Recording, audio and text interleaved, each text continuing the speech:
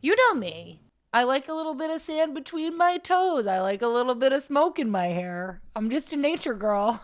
Call me just Mother Earth, wind and fire. That was a good one. Which part was funny? Which part did you like? Call me Mother Earth, rain, wind, and fire.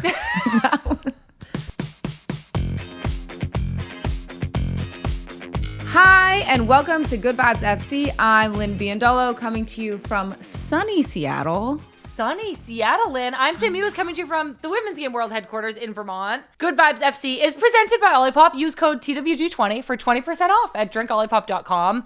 Today on the podcast, we are going to get into the NWSL chaos of the weekend, where rookies continue to make their mark. We'll also recap Chelsea's dominance in the WSL. They won the league for the 8th time last week, and we'll check in on our American friends across the pond, and then we'll answer an email from Kate about the mental side of the game. But first, Lynn, what's going on? I see a new jersey hanging up behind you. Yes, we did some decorating in here.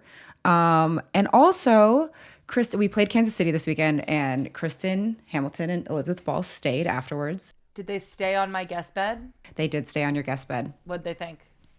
They said it was comfortable. Well, they said it was hard, just like you did, but everybody keeps saying, it was hard, but I like hard. And I was like, okay, sweet. They gave us some coffee from their coffee shop. Oh my God, cute, pitch side. I know, pitch side. And she made me coffee all weekend, changed my little coffee settings, so it's great. And now I made myself a cup of coffee.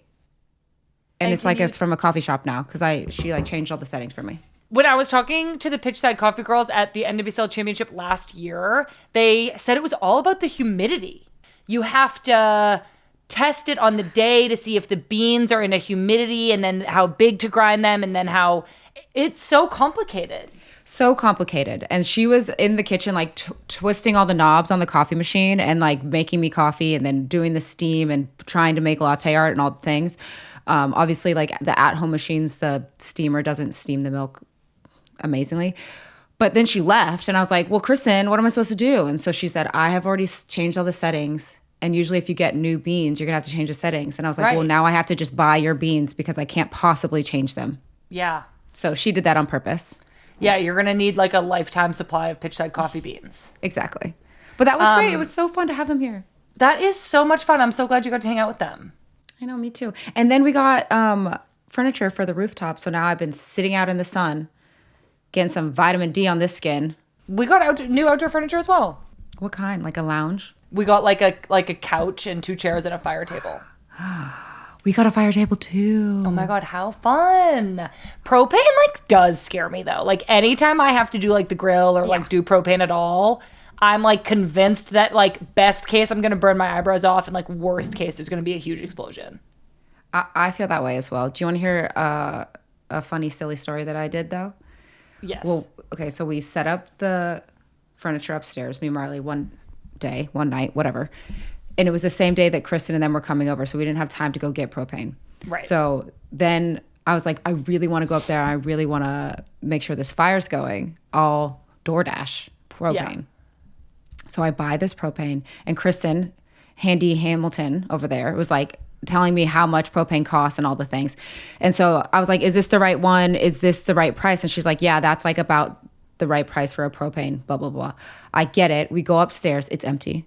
I bought a $60 empty propane tank. So now I need to go back to Home Depot and be like, I need to exchange this for a full one. That's tough. And that's what I get for being lazy. Dude, I know. I don't really want to tell this story, but I will because I just love everybody. We you're supposed to have 1 or 2 propane tanks around the house that you then bring back and get refilled. And I just feel like Pat, God bless my husband Pat, sometimes will I'll assign him a task of go refill the propane so that we have a full propane tank for the weekend or a cookout or a fire or whatever. But he'll always just forget to pack the old one. So we just have a bunch, I don't know, 5, 6 propane tanks floating around the house, a couple in the backyard, a couple in the garage. And I'm just how do we get rid of these now? We have to you have to take them back and just be I don't want this refilled. I want to give it back to you. Yeah. Turn it back in, or give it to a family member or a friend and be here is a propane tank. Now you have one. Anyways, we've spent a lot of time talking about propane, but that's our lives. Propane girls. I had a whole other update for you. Oh, go, please. Well, please. have I told you that I've been watching Summer House? Yes. Oh my God, do you love it? I love it. I'm on season 4. What's happening? Hannah is in like a weird place between Armand and Luke. Oh, you're in the thick of it. Yeah. Kyle and Amanda seem like they're on rocky soil, but they just had a nice one-on-one dinner and they talked it out and it seems like they're going to get through it. Okay. Carl is stressing me out. Is he dating somebody right now? He was just like kind of dating Lindsay in a weird way. I know. It's crazy. Everybody tells me like, oh, you have so much to go. You do. And it's amazing. You're like, what is happening with these people? I cannot wait. I'm so obsessed. The more I watch reality TV, the more I'm like, this is for me. 100%. That's the only kind of TV I want to like consume. I know. I've like been on my high horse about some reality TV like throughout the course of my adult life being a hero. And now I'm just like, who am I trying to impress? I love reality TV. Speaking of like the real reality TV, women's soccer, let's get into the NWSL games. What a transition. Wow. First of all, what a transition. You're a pro. Let's get into the NWSL games from this past weekend where the results just continue to confuse me. Lynn, your Seattle Reign team beat league leaders Kansas City and you scored the game-winning goal. So I want to hear all about your goal. I think that in the game, we had a pretty good amount of possession. They weren't pressing us that high. So we kept like, there was like a majority of the game was, I feel like, played in their half. Well, not majority, the first half of the game. And we had been working on like running into the channel. And we had finally, because they were so low, we were having a little bit of difficulty doing that. And do you mean the channel as in like the wide area? The wide area, yes, between the 18-yard box and the sideline. And so finally the ball goes out to Anna. She plays me the ball through. I go to cross it. It gets blocked. It's out for a corner. And then in the corner, Lou just played a great ball. Jordan Heidema got her head on it and it fell into like the 6 area. And I saw it. I tried to kick it in there with my left foot. Bia blocked it. It fell to me again, and then I used the outside of my right, and bada bing, bada boom, it was in the goal. Hooray! It was your first goal for Seattle. Oh, I know. How did you feel? It was exciting. Yeah, I think that like it's just been a lot. I feel like last year a lot of things happened, and the trade, and then I was feeling really good in preseason, and then spraining my ankle was a downer again, and so being able to just come in here and like score a goal for a team that really has like accepted me and honestly has like welcomed me with open arms and just allowed me to be Lynn was really exciting. And then on top of that, to be able to score against Kansas City, like one, they're the league leaders, but also like they traded me. So anytime you can get like a little bit of, yeah, like a little reminder, like... Yeah, like you traded me and now you lost to us, so ha. Well, that was your 23rd career game-winning goal. Did you know that? I did not know that. And no other player has scored more than 20. Wow. Yeah. That's a nice, fun stat. I know. I feel like it really is. I'm curious. I feel like this is like obviously just the beginning for you and your goal scoring for this club.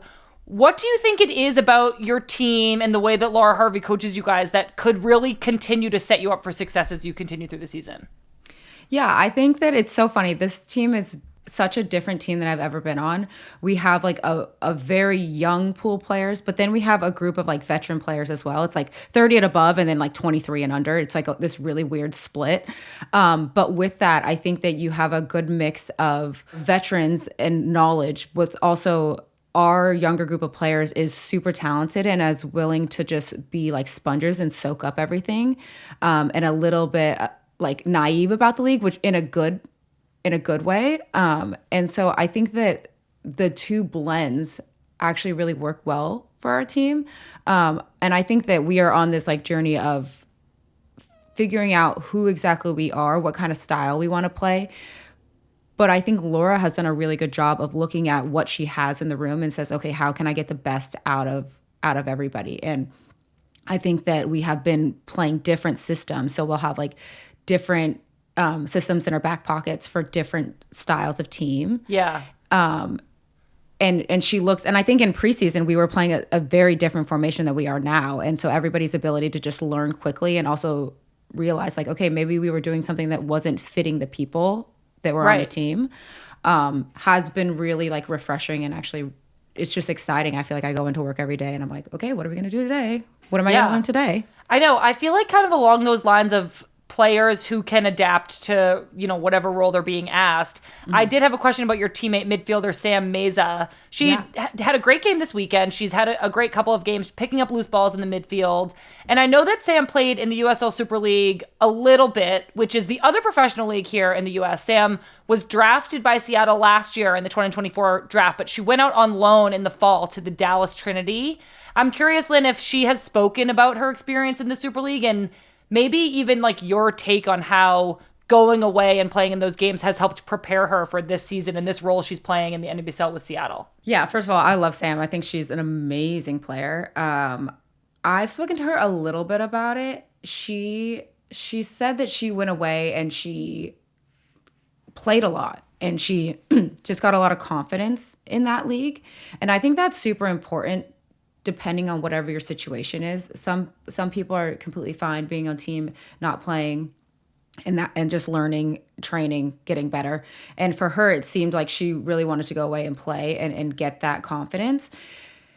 And I thought that, and I mean, I don't know what she was like before this year, but her ability to come back and, like I said, she's young, soak up all of the information that is being thrown at her. She wasn't starting, and then Jess Fishlock, unfortunately, picked up a knock, and she is kind of like seamlessly transitioned into our midfield and is kind of the engine of our midfield right now and an integral part of it. She, like you said, she's winning every second ball. She's defensively all over the place. Offensively, she's starting the attack. And I think that's really cool to see somebody so young like take their journey, take their career into their own hands and know exactly what they want to do and what's best for them. And I know for me and you, Sam, like that was really hard for us, at least. Like we talked about this a lot and it's much different now, but you go to like your club team and they're like, you're going to go to this college. And then you're like, all right, I'm going to this college. And then once you get out of college, you get drafted to a location and somebody else is telling you, you're going to go here. And then you're in the league and somebody tells you your entire daily schedule and your weekly schedule. And so making a decision on your own sometimes feels very like scary and daunting. Yeah. And so like all these young players are now having to like make more decisions, I think, than we ever had to make that young. Yeah, and really getting to make decisions and go put themselves in situations that are best for them, whether that's this year not having a draft and getting to go and try and play for a team that suits you, or like in this case with Sam Meza, going out on loan to get games in and coming back to Seattle and being in a better situation to play the role that the team needs her to play now. I think that like autonomy that players are getting now is hopefully really, really good for them. And I think we are seeing that, which we're going to talk more about the rookies in a few minutes, but like this young crop of players in the NWSL are doing so great right now. And maybe it's because they have more autonomy over their lives and careers. Yeah, maybe. Honestly, the young players are so good. I'm like, I know. I'm like, I got to get my prehab on because you guys are fast and skilled and I need to make sure I can run around. They're so good. They're literally so good. We're going to touch more on this in a second. But I did want to bring up, Lynn, the Portland Thorns. So, like, you guys beat Kansas City, who are league leaders. The Portland Thorns beat the Orlando Pride, who are also league leaders. I was actually looking at the standings today. I don't know how to say who's in first and second because Kansas City and Orlando are tied on, like, everything. They're tied on points, record, goal differential. I think they're tied on, like, everything. So I'm like, are they literally tied? Yeah. I don't know. There's obviously some category that's the tiebreaker, but we don't know it because what in the world? Yeah, it's probably like least amount of yellow cards. Yeah. No, honestly, it probably is. I know. So I wanted to bring up Portland next because they also beat these league leaders in Orlando Pride, just like you guys did. The Thorns were at home. Reina Reyes scored a first half goal. She's a Mexican national team defender for Portland. And I feel like, Lynn, we both know how hard it is to be good year after year. Kansas City and Orlando were great last year. They are great this year. I'm not saying because they've lost a couple games that the reign is over by any means.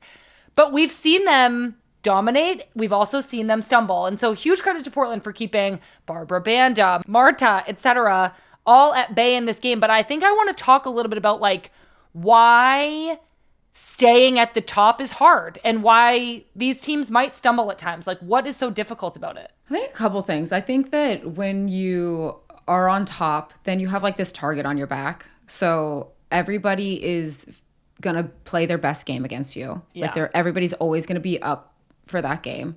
I think that as well, like, you now know what the teams are doing. So you're like, okay, how do we stop this style play? And I think that, not that Kansas City and Orlando are the exact same, but they do play a very similar style, and it's very transitional. And then they have two amazing forwards, and then they have feeders.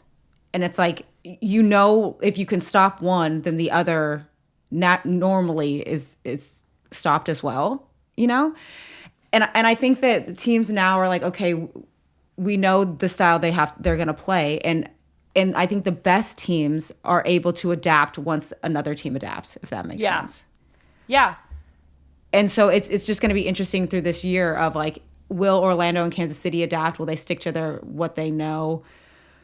Or will they still continue to stumble? Will they is it just a little tiny dip and then come back? But I do think that everybody plays their best game against them, and that's something. So every single game for them is going to be extremely hard versus maybe somebody at the bottom. It's people are like kind of like look over them and they're like, okay, yeah, like we don't need to play our best and we'll still win, which usually gets somebody in trouble. But True. I know. I think it's tough to say. Like, I think to your point, they are getting everybody's best game. Like, they are the games that are circled on the calendar that are like, this would be a huge 3 points. Like, players get so like fired up to defend against the top scoring forwards in the league and to score against the back lines that allow the fewest goals. Like, I think that is such great motivation.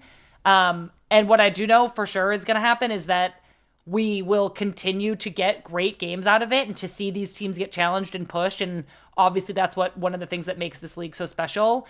There was another crazy game. I could not get over how back and forth this game was between the Washington Spirit and Angel City.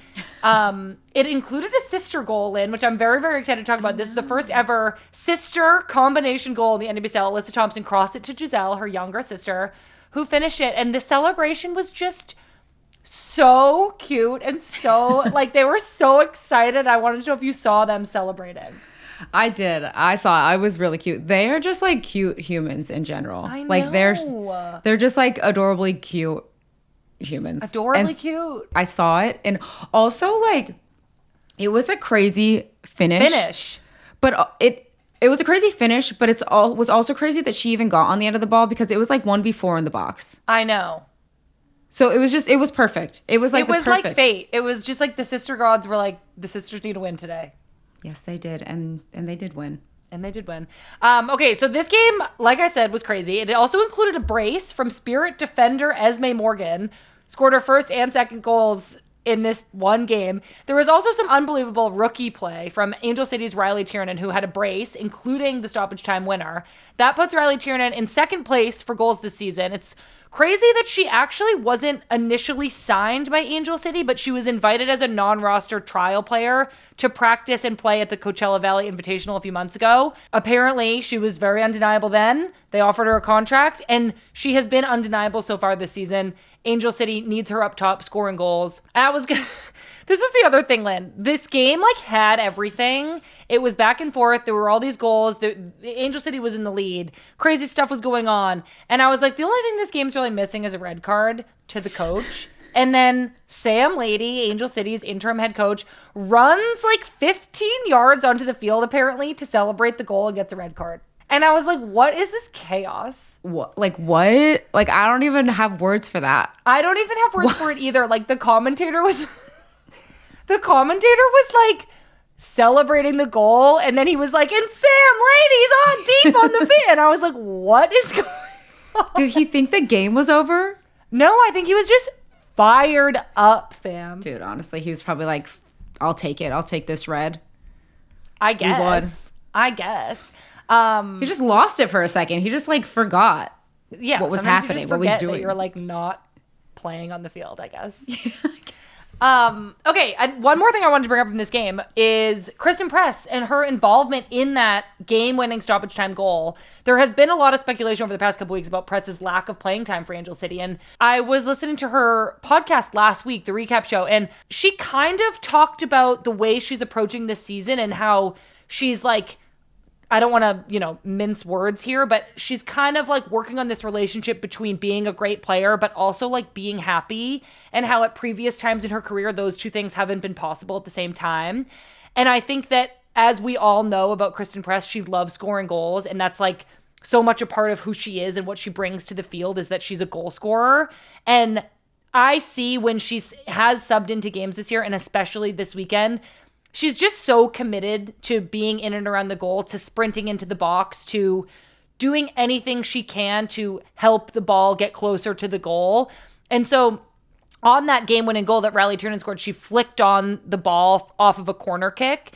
And I just think that sometimes when you are so eager to score like that, you're doing those extra little things really well, like making that extra run, making the near post run. And that just like really results in good things for your team. So I was really excited to see her on the field and to contribute like in such an obvious way to Angel City getting this win. Yeah, I agree. I think that it's like really cool to see Press's transition later in her career.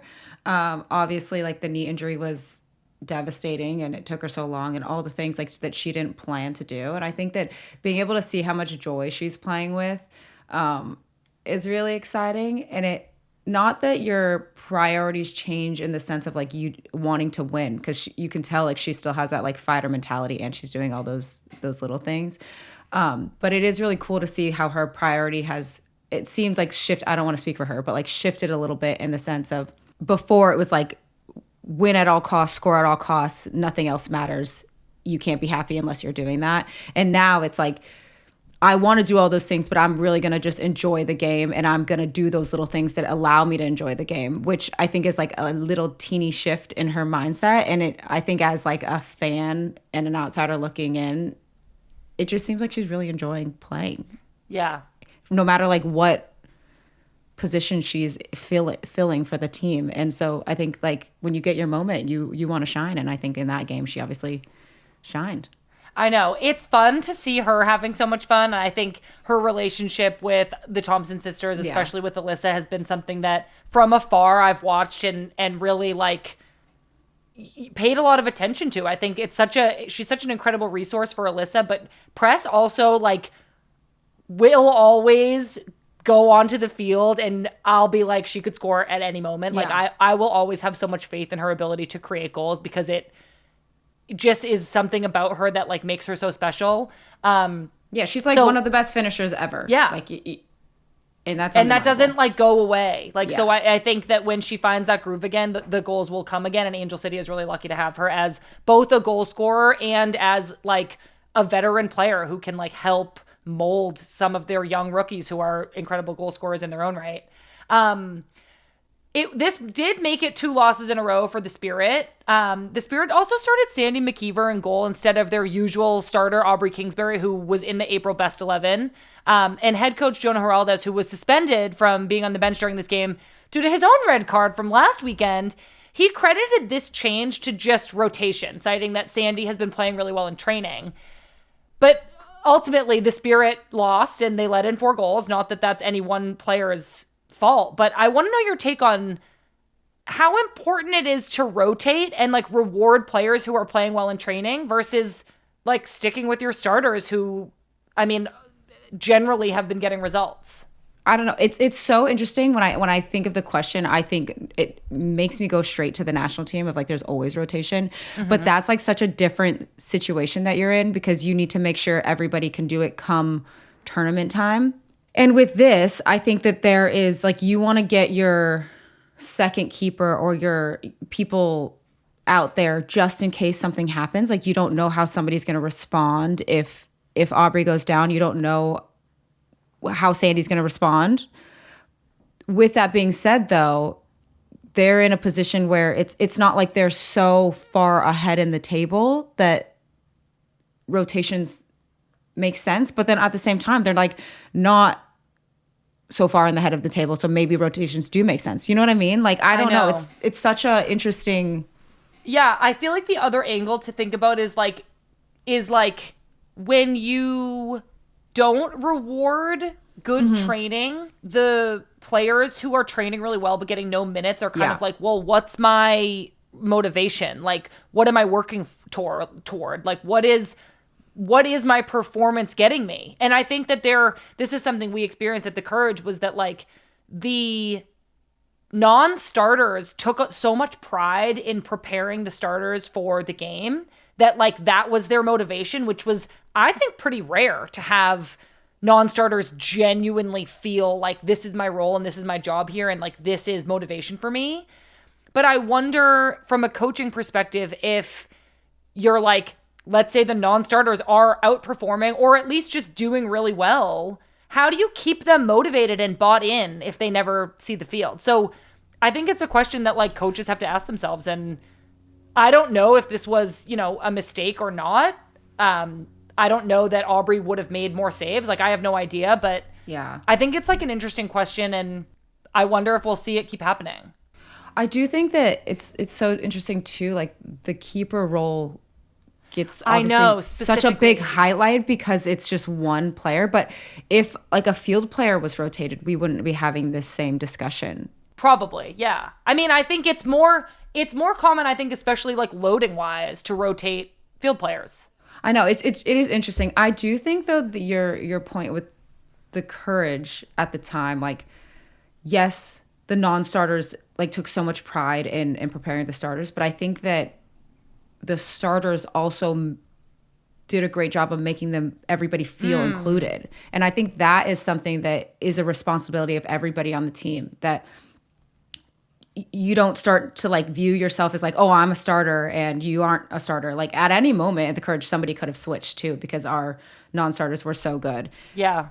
And I think that we did a great job of being like, I'm going to celebrate your success as well as you celebrating my success. So I know that like gets into a little bit of a different topic, but I do think that that's important of like, how do you keep people who are training well and not playing motivated? It's like a collaborative, and everybody's responsibility to do that. Yeah. It's like, it's not just on the coach to put them on the field. It's like on the whole team to make sure that every role from 1 through 26 feels valued.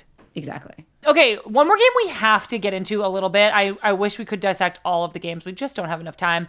San Diego has like kind of sneakily found themselves in third place in the standings. They beat Bay on Sunday night thanks to goals from Kennedy Wesley and rookie Trinity Armstrong, who scored a great header in stoppage time. I think one of the major storylines coming out of this weekend, and it continues to be, is about the rookies and the young players in this league. This game had 2 rookie goals. One, like I just mentioned, from Trinity Armstrong, and then Carly Lima also scored for Bay. As we mentioned earlier, Riley Tiernan is kind of leading the charge for Rookie of the Year. She has 5 goals in 5 games for Angel City. Lily Reel on Gotham made April's best 11 at outside back. The youth is like really shining so far this season, Lynn, and I know we were talking about like you got to do your prehab so you can keep up. What have you noticed about playing with and against some of these young players? Well, first of all, like half the league is the youth now, so that like makes sense. Everybody that I have at least played against or played with, like the confidence is so high with everybody, but also the willingness to like learn, and I think that it looks. I can only speak for obviously the rookies on my team, but everybody's like, okay, this is what I'm good at, and this is what I'm gonna do, and not try to be somebody else. And I think that goes a long way. And then having the confidence to just do and try. And then sprinkle in a little bit of, okay, now how can I learn from you? Like when I'm taking players on, do I go inside? Do I go outside? Like when is it appropriate to cross? All of those little things that you learn as you continue to play the game. Yeah. Our rookies have been very open to learning. But just like the confidence and the just sheer natural talent is... I don't know what they're doing these days. I don't know what they're feeding them because everybody seems fast and tall. I'm like, how did everybody get so tall? Well, you also said that like half the league is rookies now. Are there more young players than ever before? I believe so. Like, I don't know the actual number, but yeah. We'll have to do some research, but that's how it feels. That's how it feels. Yeah. And is that maybe like because there was no draft? Yeah. I think because there was no draft and in the new CBA, everybody has free agency. I think it has shifted the demographic of the NWSL. I'm not going to pretend like I know every single layer of this, and it sounds like I should do some more research, but do you think overall it's been a good thing? I think it depends on your like outlook. I think that the games are fast. I think that you want to give opportunities to younger players, but I do think it has found a lot of older players in a pickle, and that's why you don't see some players in the league anymore. They entered free agency and their salaries were higher, and now that they've earned over time. Yep. And then you can but get a younger player for cheaper that maybe potentially will eventually get higher, but I think that it's early in their career. Yeah. They can, are making less money. That makes sense. Yeah.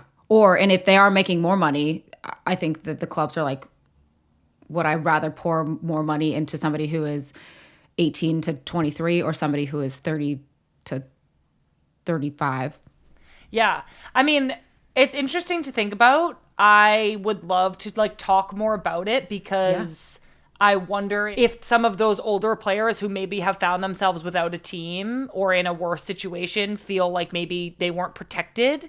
The sad part is because a lot of the players that found themselves without a team or have moved to a different league are the people that the league was built off of.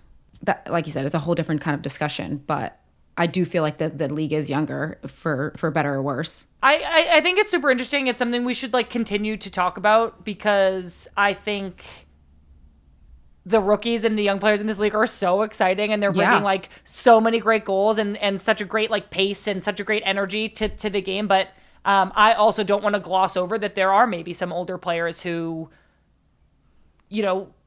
weren't given the same opportunity to play this year that they feel that they've earned. And I think that's something that we should explore.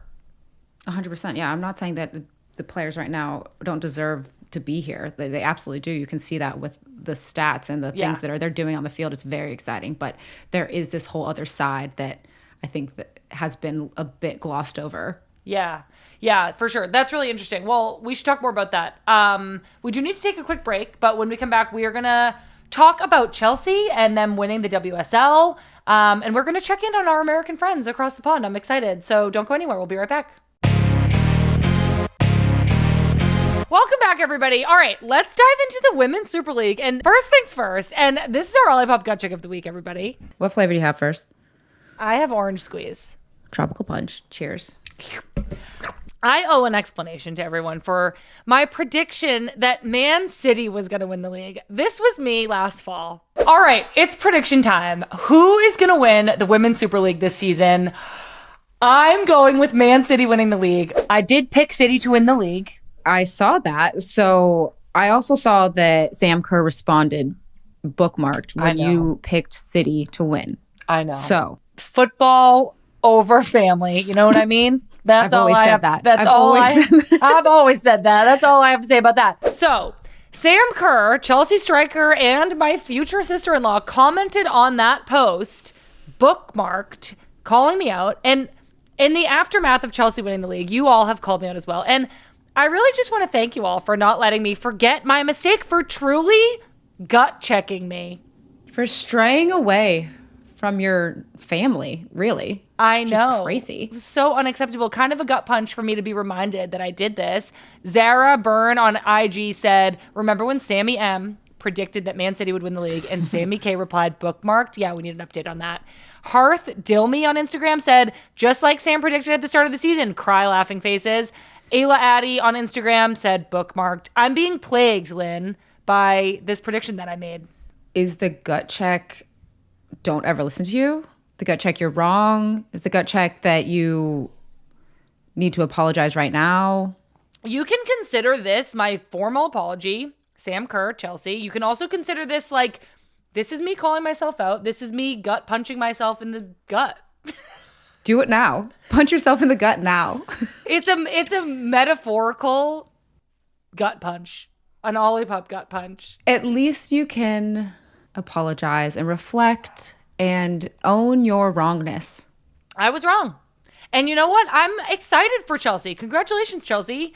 I and proud of you all. Chelsea secured the WSL league title last Wednesday with a win over Manchester United. Lucy Braun scored the game winner after Arsenal surprisingly lost to Aston Villa to leave the door wide open for Chelsea to seal the title. Chelsea could go unbeaten for the whole season if they don't lose their very last game, which has actually never been done before in the Women's Super League, Lynn. Wow. I don't think I've ever had a totally undefeated season either.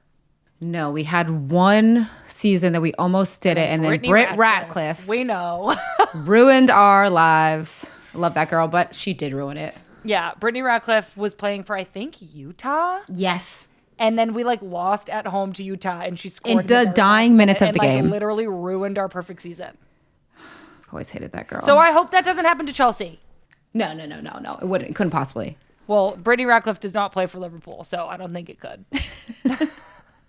All right. So while we're on this topic of Chelsea, Lynn, I wanted to check in on our American girls, our U.S. Women's National Team girlies that are over. What are they doing? In England. Naomi Girma, Kat Macario, Mia Fischel. They are title winners. Congratulations, girls. Let's start with Naomi. Naomi went to Chelsea for that record transfer fee of over $1 million in the January transfer window, leaving San Diego. But she went injured, and so she got off to a little bit of a slow start. She did make her debut against Brighton on March 2nd, but she actually had to sub off in that game with what looked like, and I'm not a doctor, what looked like a re-aggravation of the calf injury that she showed up with. After a couple more weeks of rehab, Naomi returned during the Barcelona Champions League loss and unfortunately wasn't able to help Chelsea overcome the Giants that are Barcelona. But in the title match last week against Manchester United, Naomi made some game-changing blocks. She looked great. And now she's a Women's Super League champion, and she still has the FA Cup final to compete for. Lynn, I wanted to ask you about some of the pressures of joining a new team and maybe how Naomi might be feeling this spring. After this huge record-breaking transfer, she was injured. How do you think she's handling this transition? Yeah, well, first of all, I want to say people have no grace anymore. It's crazy. She has a record transfer fee, which I think puts a lot of pressure on you originally. And then she injures herself, unfortunately. And then it looked like re-injured the same thing. So I think that, and then you're in a new city with a new team and it's a new style of soccer. So I think even if she didn't have any of that, the transfer might have taken a second to get up to speed and what's going on and in a new city and a new team and all the things. And then you get subbed onto a huge game. I just feel like nobody had any grace for this huge life change. And it looks like she's happy there. Every picture I see her and she's smiling, but when is she not really? I know, she's so sweet. I know, I love her so much. And it looks like she's back to herself, but I think that she's I am young and I am trying to do all these things and I unfortunately have an injury. And even when you come back from an injury, your first couple of games, you are I haven't played in a really long time. And I think she's going to be fine, but I think everybody just needs to give her some grace and give her a second. Oh my God, for sure. She's going to crush it. I think that everything that we've always said about Naomi is true. Naomi is the best, one of the best, if not the best center backs in the world. I'm so excited for her. I think that her time at Chelsea could be a long reign. I think that she could really go and be a staple of that roster and win more trophies and more championships. I'm super excited for her. And I think that really this kind of spring season transition is only the beginning. Did you see on Kelly's show? She was if you guys aren't going to value her, if you guys don't want her, then give her back. We'll take her. Because we love her. I know. We do love Naomi. She's literally the best. Let's talk about Kat Macario, also on Chelsea. Kat has dealt with one of the most frustrating, lingering knee injuries over the past few years. Kat described coming back from this injury as the hardest thing I've ever done in my life. And it feels like she's just been trying to have some fun ever since. She missed the Olympics last summer, but her return to playing like herself has been steadily growing for both Chelsea and with the U.S. Women's National Team. She's made up for last time this spring with 5 goals in the WSL, 1 in the FA Cup, and 3 in the Champions League. And I feel like when we see Kat having fun, we're hearing from her teammates and coaches about how players love being around her. When she brings that fun and kind of classic Kat enjoyment to the game, how much do you think that affects the way she's able to play, the goals she's able to score? What energy does she bring to the field? Kat is one of a kind, first of all. so funny, and she's just like in her own world. And I think that is what leads to her success on the field. Like, she is just truly herself. And it looks like she's able to, when you're not in pain, like play freely and be creative and try things and not get too down on yourself when something goes wrong.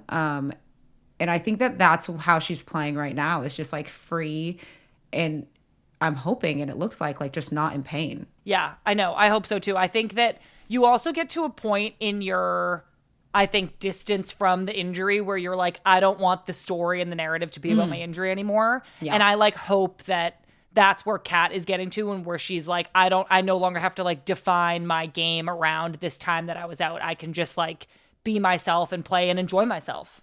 Yeah, I agree. And I also think that, I mean, we've talked about this multiple times. It's like when you are out for such a long time because of an injury, you like appreciate and see the game differently. Of before, maybe it was like, not that you didn't enjoy it, but you're like, this is a job and like these things hurt, and you can complain a bit more. But then when you have some distance because you're injured, you're like, all I want to do is get out there and just kick the ball and be with my friends and try all these new things. Like, you would do anything to do that. Yeah.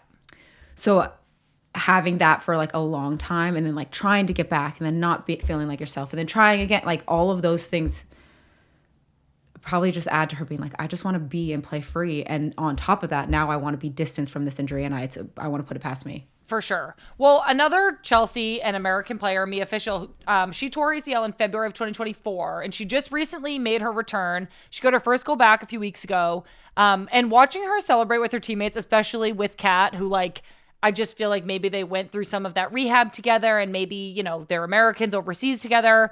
So that was a really fun thing to see, a promising sign for the U.S. Women's National Team as well as Chelsea. Mia went into the last U.S. Women's National Team camp as a training player, so hopefully we'll see her just continue on that rise back.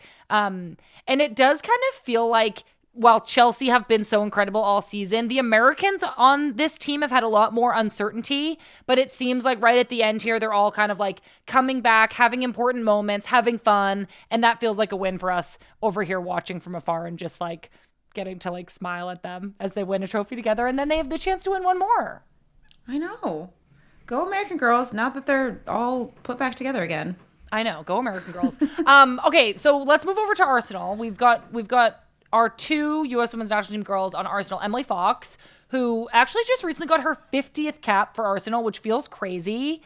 I know. I feel like she just went over there last year. I mean, she like did, but she's like looking totally at home. She's been obviously playing a lot. And she finds herself in a Champions League final coming up in just a couple weeks. I'm so impressed with her. I'm so excited for her.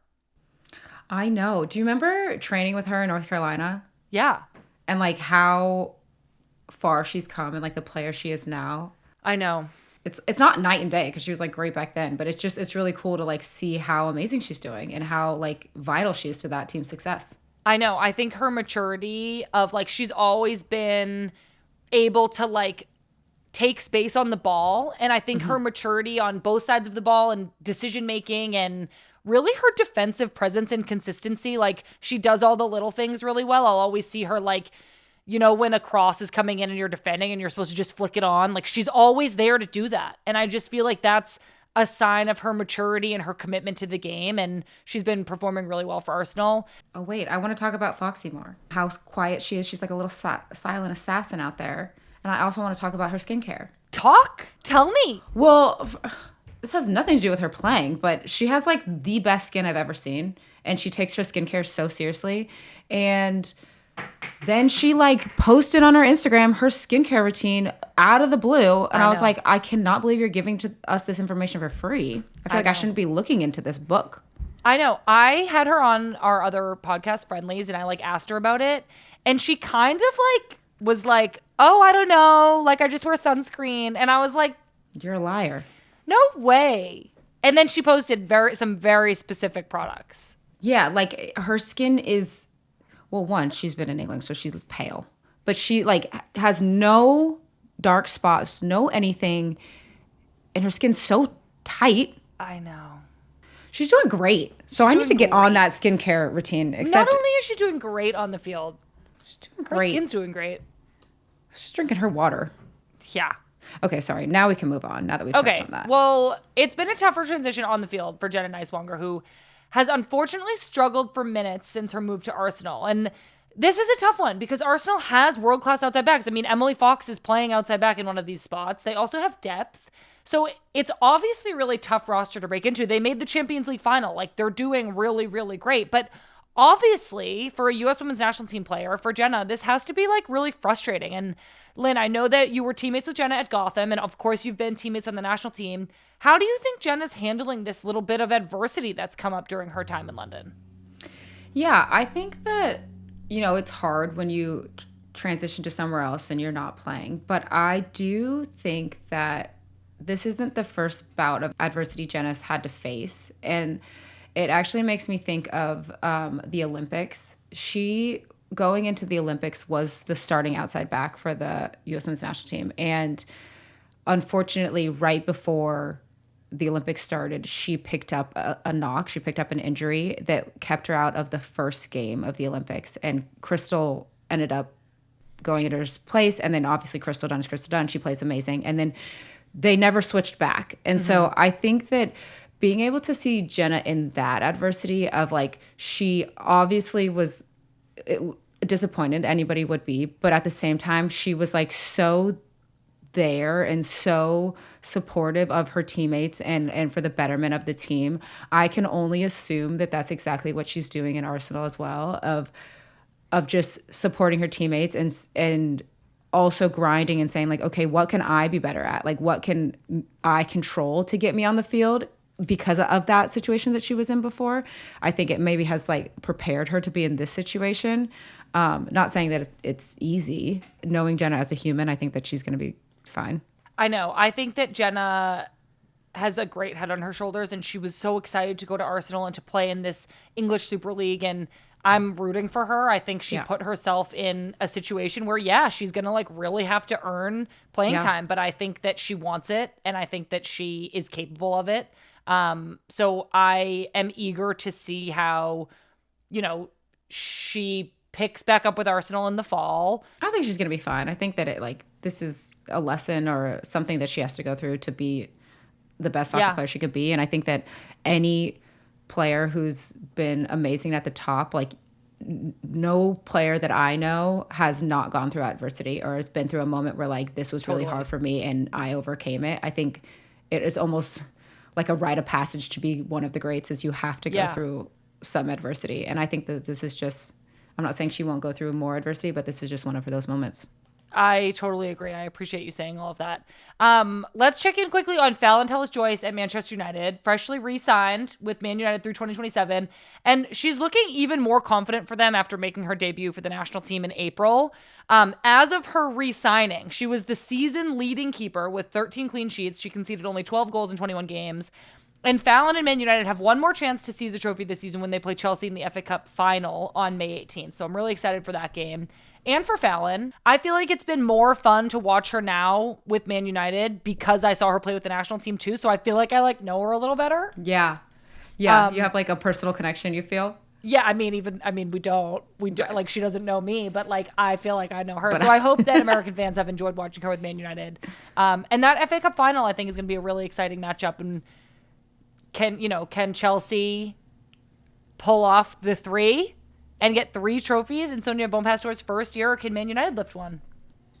Well, if it's up to Phallon, she's like, we're lifting this thing, so we'll see. I know, I'm excited to find out.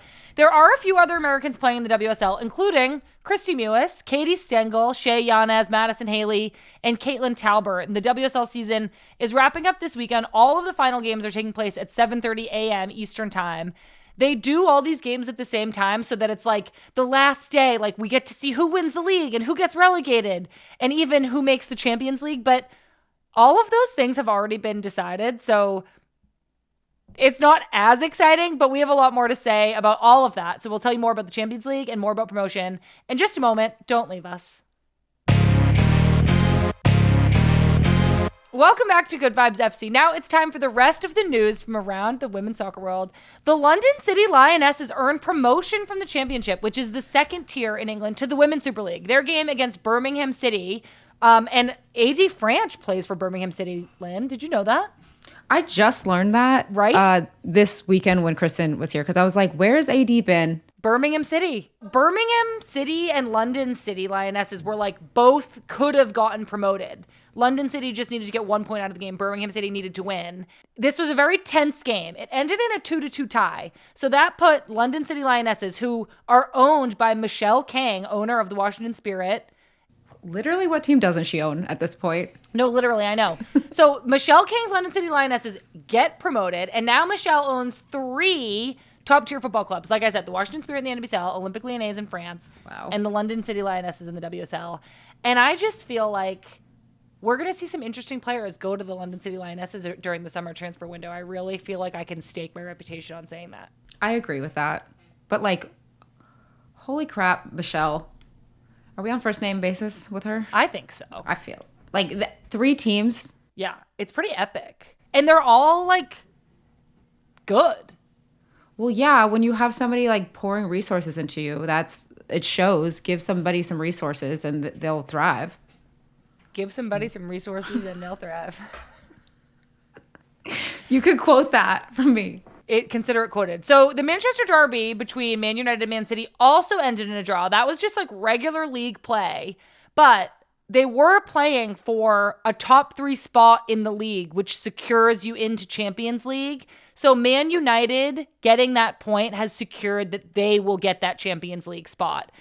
This is the club's 2nd time in the tournament, and Man City unfortunately find themselves out next year. Crazy. And you thought they were going to win the whole league. Now they're out of this tournament. I know. I got that one wrong. City has suffered with some injuries this year, I will say. That is true. But ultimately, you're wrong. It's tough. It's a tough pill to swallow. In Germany, in the Frauen Bundesliga, Bayern Munich secured their first ever domestic double after winning the league and the DFB Pokal Cup. Feels like an excellent way for head coach Alexander Strauss to end his time at Bayern before he makes his way over to the NWSL, where he will take the top job at Angel City. Over in Mexico's Liga MX Femenil, reigning champions Monterrey were defeated by Pachucas Monday night. So Pachucas will now face Club America in the final later this month. And finally, with all the talk about existing and new leagues across the U.S. last week, we wanted to share a quick Gainbridge Super League, aka the USL Super League, update. There are only 4 match days left in this inaugural season, with the Carolina Ascent in first place. Carolina Ascent forward Mia Corbin is 27 years old and out of Cal Berkeley. She's leading the league in goals with 12. As the league winds down, we'll be sure to report on the final standings and the playoffs. All USL Super League games are available on Peacock. Okay, Lynn, let's go over to the inbox. We got an email from Kate that asks, "Hi, Sam. I have really enjoyed hearing you and Lynn talk about sports psychologists. As a non-player, losing form with no clear reason is super perplexing, and the importance of mentality and belief in football seems quite striking. Within this context, I have 2 questions, which I think could be interrelated. What actually causes a player to lose form where there appears to be no injury or loss of game time or other clear reason? And how common are sports psychologists, not more general psychologists, in women's football? Do club or national teams have them available for players? Do many players access them? Really looking forward to hearing your thoughts. Thanks, Kate from Australia." Very interesting question, Kate. Thank you. I know. Lynn, I thought this was so interesting. Like, what factors can cause a player to just like not play that well? I feel like it's a lot of outside factors or putting pressure on yourself that doesn't need to be there. For example, I think if a forward hasn't scored a goal in a bit and then all of a sudden you start thinking like, oh my gosh, my job is to score goals, I'm not doing that. And then you start spiraling and then you can find yourself not doing the little things right that are going to help lead to a goal. Yeah, I think that makes sense. I think it's so interesting. I think with forwards, it actually can be really obvious because I think forwards are like, my job is to score goals, so if I'm not scoring, I'm not doing well, which isn't always true. But I think in some regards, it's like your job like is to score goals. So like that is a measurement of success. I think that it can just be like sometimes like a confidence thing where, you know, maybe you have an off game for like no reason. Like maybe the other team just played you really well, but then you have a like not that good of a week in practice, or maybe something's going on in your personal life and you're like not focused. Like it could be a million things. I love the question too about like how readily available sports psychologists specifically are. And I do think that most teams, clubs, and the national team have sports psychs available to the players. But I think in my experience, I have found that when there's a sports psych that works for your team, it's almost like their obligation is to your team. And so like if you're going through something or you're having an issue with the coach, I'm not saying this is like always the case by any means, but it's almost that like their responsibility is to like solve it on behalf of the coach and the club. And like I would trust I had a private sports psych whose like only obligation was to help me. I always felt like I could trust my own private sports psych more than a team appointed one. I think as time has moved on, at least like here at the Reign, like there's a third party mental health person, but they're not necessarily like a sports psych. But I think that if you went to them and said like, hey, I need help with this, then they can like point you in the right direction. But when it is somebody that is like for the team as well, it feels like this weird position of like, I don't really know what I can tell you, what I can't tell you. I know they're not really allowed to say anything back to the club, but as a player, you're just like, I don't know. So having like your own one outside of the team has always just like been the way I go. And I think that most people have a sports psych that is away from the team. But the positive thing about that is up until a certain dollar amount, it is reimbursed from the club. So it's not necessarily like this is the sports psych you have to go to. You can find your own and we'll pay for it. Yeah. I think that's great. Was that one of the other new things in the CBA is that kind of integration of either like a mental health professional or like reimbursement for your own like services? Yeah. That's amazing. Would you say most girls on your team talk to somebody? I think that a lot of the older girls talk to somebody, or some of the players that have been, this is like their second or third year in the league. I think when it's like your first year, you're trying to figure out life. And sometimes adding a sports psych actually feels like a chore. Yeah. And so finding the balance of like, okay, now I've figured out my life and I know how to do that. Like, how can I better my sports performance? It's usually like a second, third year thing. But yeah, I just think that there's like so many different reasons why somebody gets a sports psych. I think like I've talked about this, but like personally, I feel like my form dipped when I wanted to make an Olympic or World Cup roster so badly because I like stopped playing like myself because I was so stressed about making the team that I like was doing weird stuff. I was just like, oh my gosh, I forgot how to. And then you mess up one pass and you're like, oh my gosh, that's going to be the pass that keeps me off the thing. And then because you've thought about that pass, you're not focused on the next thing. And then you spiral. It's like, I'm going to make a mistake. Like I'm human. It's just like, how do you bounce back from that moment? And again, the best players and the people that usually see sports psychs are the ones that are able to be like, okay, let me stay in the moment. Let me like be a goldfish and not worry about that past. And when I didn't have one, I did the same thing. I was like, oh my God, that single pass is the reason why I'm not on this roster. And it's like, no, Lynn, it was all this weird stuff that you did. My performance improved dramatically when I started working with a sports psych. And so I hope that when it's right for players to like, I see it just as like a tool and a resource to like, it's just like practicing you're kicking more. Do big mental kicks. I also think that like, I think everybody should see a sports psych just to help, because there's things that they say that you're like, oh, I didn't even think about that. But the hardest part about having a sports psych is when you feel good, continuing to see them. Yeah. You know what I mean? Fresh off a hat trick and your sports psych's like, when do you want to meet? And you're like, never. You're like, I'm good. And they're like, no, you need to see me. And it's like those are the moments you're like, I don't want to. Like, I'm not in a spiral. And they're like, exactly. Yeah. So come talk to smart. me. You got to have that discipline, good in good times and bad. So thank you so much. Yeah, we love this question, Kate. You really got us going. Don't forget, anybody, you can write us with questions at womensgamemib@menandblazers.com. Email us. All right, Lynn, we're winding down. So we have 2 more quick segments. First off, we're going to be ungrateful and we're going to do sick and tired. And then we're going to be grateful and we're going to do a good vibe. So what are you sick and tired of? Oh my gosh. Okay. I love him so much. But for some reason, Marley has developed smacking his food in my ears. And I feel like when we're having dinner, he has been eating so loud that I'm like, what is happening? Just close your mouth. And he's like, I don't enjoy it as much. Like, it doesn't taste as good. And I'm like, it tastes exactly the same. Close your mouth. So now we've been having a back and forth with that. And I'm sick and tired of it. He's saying his food tastes better if he chews with his mouth open? Yes. Like, what are you talking about? I love that from him. Like, not only is he not apologizing, he's doubling down. He's delusional. He's doubling down. And you're sick and tired of it. I'm sick and tired of it. I'm like, I think I have like the eating like disorder where when that sound is in your ears, I'm like, ah. Yeah. So I'm like, go over there. I'm like purely on Marley's team just because he doubled down. I think it's so funny and epic of him. All right. I have a sick and tired of this week. Like, I planned this whole episode around this event. I picture this. I'm laying on the floor. Okay. I'm trying to get the printer to work. You own a printer? Yes. Of course you do. That checks out. Well, some would say it's not a printer. Some would say it's just a random white box that sits in the corner and does nothing because it doesn't work.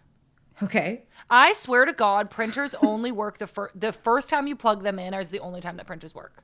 And then the ink dries up, so you get new ink. And then the paper jams. And then you can't connect to the Wi-Fi. And then something else is wrong. And I'm just like, we are doing so much out here, everybody. We're sending people to space, Lynn. And printers don't work. And I'm sick and tired of it. What were you printing? I had to just print out like a form that I had to fill out. And I couldn't fill it out it was not like a fill-outable form. This is another thing, though. I'm with you on the printers. Who's emailing non-fill-outable forms? If you're not sending it to me in DocuSign, you're not getting it back.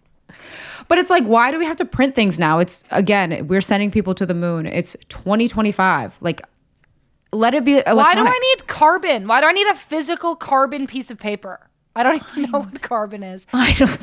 Why do I need ink? What am I, writing with a feather? Why do I need ink? It's absurd. I just had to print out a form as well recently. And I'm like, what is happening? What, do you want me to go to FedEx? Yeah, they do. Why do you have a printer? Why do you own one? Because sometimes you need to print something out and sign it real quick. You know what? You should like advertise. Like, I have a printer at my house. Come here and then charge people.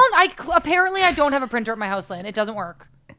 So I put it into whatever preview and I whatever. It was so bad. The forms that I sent back to these people, I'm embarrassed about the quality. Yeah, it's like all like, it's not even like nice ink. It's like all, I had to like put it into a Google Doc and I like basically just like retyped the form in Google Docs. How?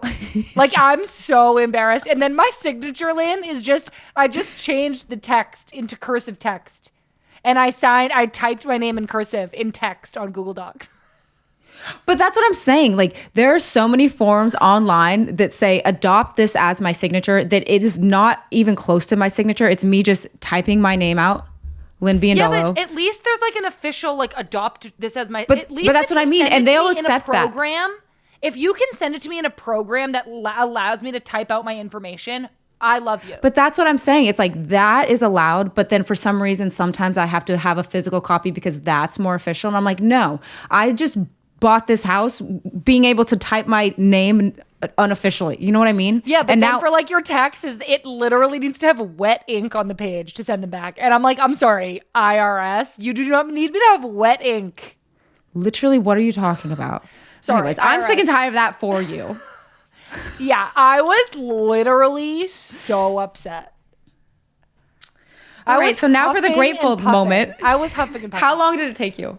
I worked on it for like an hour. I downloaded an app. I changed the ink. I reloaded the paper. I unplugged it and plugged it back in. I reset my internet route. Like, I did it all. And you want to know the result? I had to order new ink.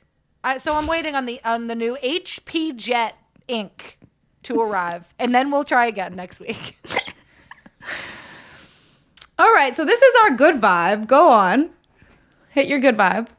Okay. I'll go again. My good vibe is, like I said, we just got furniture upstairs and an umbrella and a fire pit, and the weather is turning nice. And I have just been any spare moment I get, I go upstairs and I just lay in the sun and I get my coffee or my Olipop or my water or my anything, and I just sit up there, and it makes me so happy. Bless. That's my good vibe. Bless. Get out in I that love sun, girls, if you have it. I love that for you. I'm just still rattled about the printer that I need to like come down a little bit so that I can actually be a little bit more grateful. We had a fire. We had our first fire. Elaborate, please. Our first s'more of the year. Oh, in a fire pit. Yeah. It could be anything. Incredible. The weather is finally, warming. We had some new friends over. We made s'mores. We had a fire, and it was really, really nice. Did you get like that smoke smell in your clothes? In my hair for like 48 hours. You know me. I like a little bit of sand between my toes. I like a little bit of smoke in my hair. I'm just a nature I don't girl. like to shower. I don't like to take a shower. Call me just Mother Earth. Wind and fire. That was a good one. That's exciting. Which part was funny? Which part did you like? Call me Mother Earth. Rain, wind, and fire. All right, everybody. I need to go. What do you have in your eyeball? Like, what's happening? Tears, laughter, joy, tears. That's it for this week's episode of Good Vibes FC. Please make sure that you're subscribed wherever you get your podcast. Could be Apple, could be Spotify. Don't really care. You can also watch this on YouTube. Really care. Don't really care. Just do it on both if you really, really love us. You also can watch these episodes on YouTube. Don't forget, you can see Lynn's New Jersey. You can see my books that are falling over. I was going to ask, was that for aesthetic or is that just falling over? It's just an accident. A happy accident. Don't forget, you can also follow us across all social media at Women's Game MIB. You can even subscribe to our newsletter. Okay. Bye. Love ya. Okay, you're Lynn. I'm Sam. Goodbye.